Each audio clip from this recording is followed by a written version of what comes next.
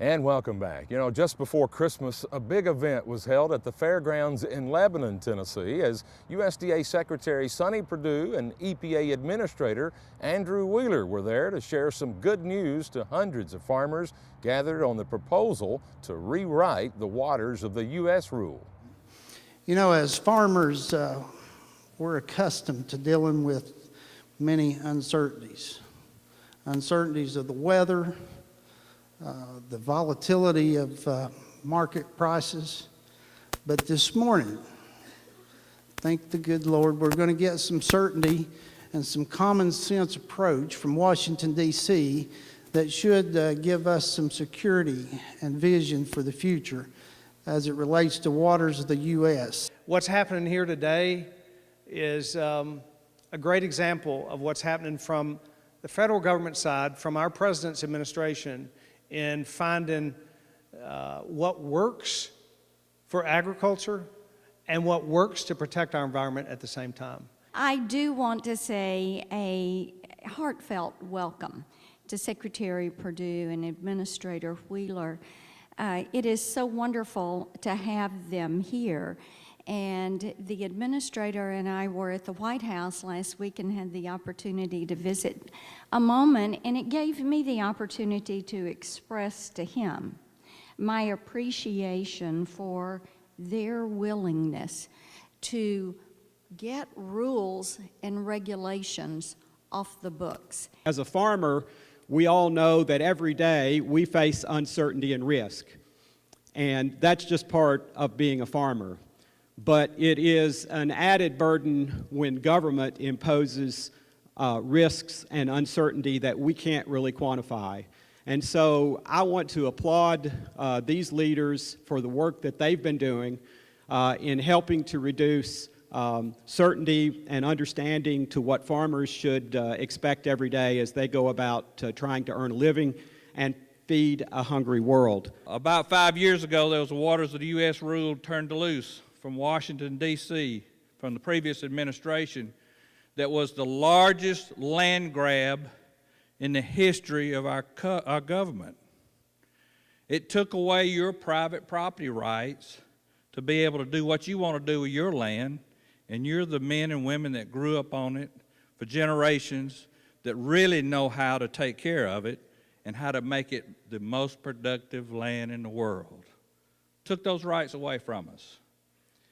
And what an amazing day when you turn the page in history and a new administration comes with the idea of, if we tear down all these rules and regulations, our country will go back to work.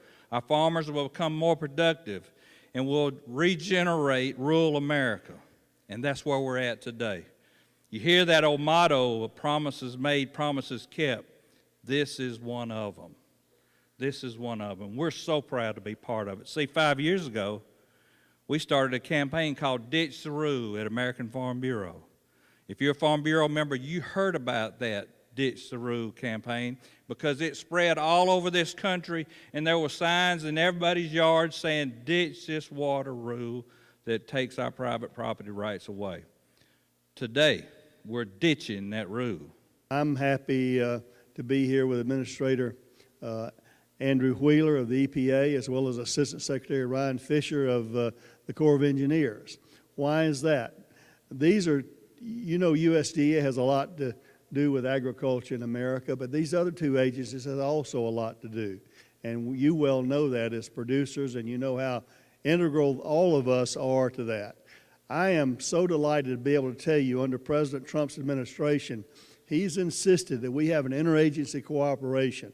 And you can make an edict like that at the top, but it really takes leadership to make that happen functionally, and that's what we see. I want to highlight three overarching principles that are central to our new proposed definition.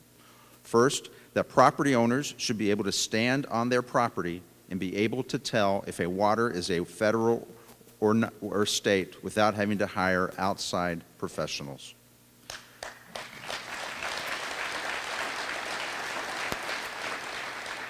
Two, we are clearly defining the differences between federally protected waterlands and state protected waterways.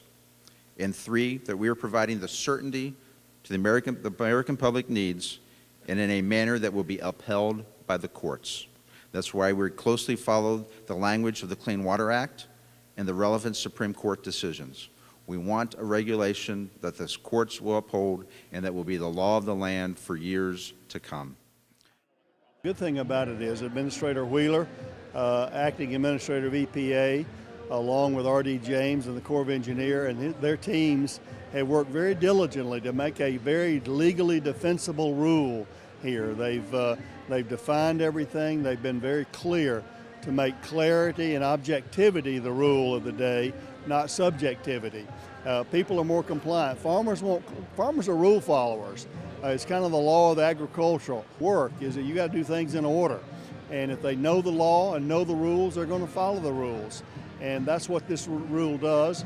I think they're going to judge themselves by the fact of sustainability. They want a legally defensible rule that probably will go all the way to the Supreme Court. There are going to be people who try to litigate against this rule, but they've taken great pains and great time in order to develop a rule that makes sense and clear sense to people who read it in a common sense kind of way.